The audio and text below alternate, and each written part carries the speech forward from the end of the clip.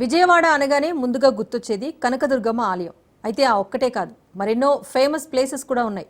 వాటిలో ఒకటి చిట్టినగర్ సొరంగం. విజయవాడ నగర నడిబొడ్డున ఇంద్రకీలాద్రి కొండకు కూతవేటు దూరంలోనే ఈ టన్నెల్ ఉంటుంది. నిత్యం వేలాది మంది ప్రయాణిస్తూ ఉంటారు. ప్రస్తుతం సొరంగ మార్గం పూర్వ వైభవాన్ని కోల్పోయింది.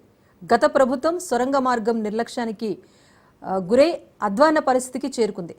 కనకదుర్గమ్మ వారధి కట్టక ముందు హైదరాబాద్ వెళ్ళాలి అంటే ఈ సొరంగ మార్గం ద్వారానే వెళ్లేవారు.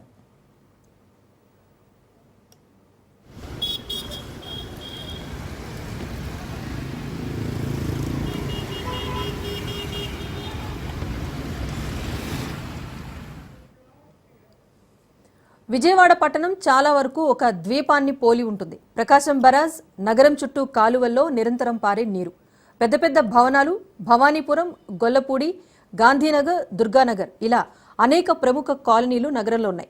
ఎన్నో చారిత్రక ప్రదేశాలు ఉన్నాయి. వాటిలో ఒకటి చిట్టినగర్ సొరంగం. విజయవాడ నగర నడిబొడ్డున ఇంద్రకీలాద్రి కొండకు కూతవేటు దూరంలోనే ఈ టన్నెల్ ఉంటుంది. నిత్యం వేలాది మంది ఇదే సొరంగం గుండా ప్రయాణిస్తారు. కనకదుర్గ వారధి కట్టక ముందు హైదరాబాద్ వెళ్ళాలి అంటే ఈ సొరంగ మార్గం ద్వారానే వెళ్లేవారు. దీని గురించి చాలా మందికి తెలియదు. ఈ సొరంగ మార్గం ఏర్పడక ముందు గొల్లపూడి నుంచి గాంధీనగర్ వైపు రావాలి అంటే భవానీపురం బస్టాండ్ సెంటర్ మీదుగా చుట్టూ తిరిగి రావాల్సి వచ్చేది. అందుకు బాగా సమయం కేటాయించాల్సి వచ్చేది. ఈ సొరంగం ఏర్పడ్డాక ప్రయాణ సమయంతో పాటు డబ్బు ఆదా అవుతోందని స్థానికులు అంటున్నారు.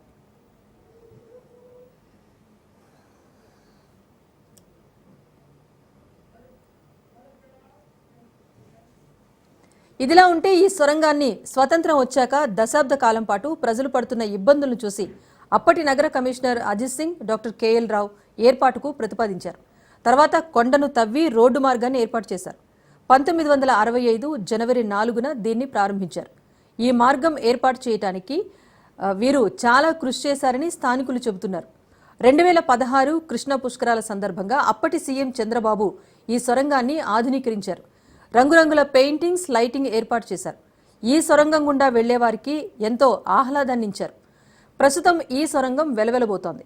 ఎంతో చరిత్ర కలిగిన సొరంగం ప్రస్తుత పాలకులు, అధికారుల నిర్లక్ష్యంతో అధ్వాన్నంగా మారిపోయింది. మందుబాబులు, యాచకులకు అడ్డాగా మారింది.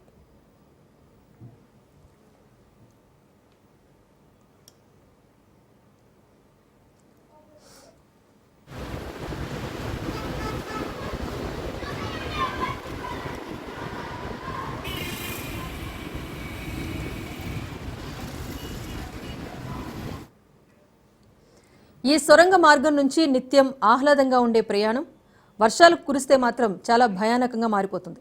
ఏ బండరాయి వచ్చి మీద పడుతుందో తెలియని పరిస్థితి కనిపిస్తుంది. గతంలో కొండ చర్యలు విరిగిపడ్డాయి. పైనుంచి వచ్చే వరద నీరు కూడా ఇందులోకి చేరుతోంది. రక్షణ గోడ నిర్మిస్తే సమస్య పరిష్కారం అవుతుందని స్థానికులు అంటున్నారు. ఈ సొరంగ మార్గం వద్దకు బస్టాండ్ నుంచి 20 నిమిషాల్లోనే చేరుకోవచ్చు. లోకల్ ఆటోస్ కూడా అందుబాటులో ఉంటాయి. బస్టాండ్ నుంచి గొల్లపూడి వెళ్ళాలి అంటే ఈ సొరంగ మార్గం నుంచే వెళ్ళాలి.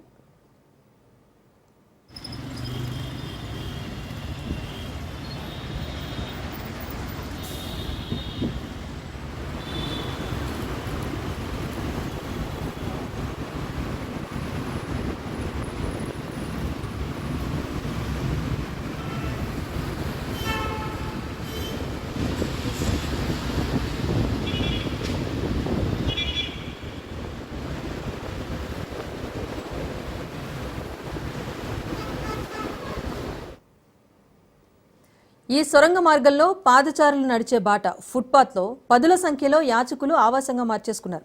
రాత్రిపూట వీరి సంఖ్య మరింత ఎక్కువగా ఉంటుంది. దీంతో పాదచారులకు ఇబ్బందులు తప్పటం లేదు. దీనిపైన అధికారుల పర్యవేక్షణ కరువైంది.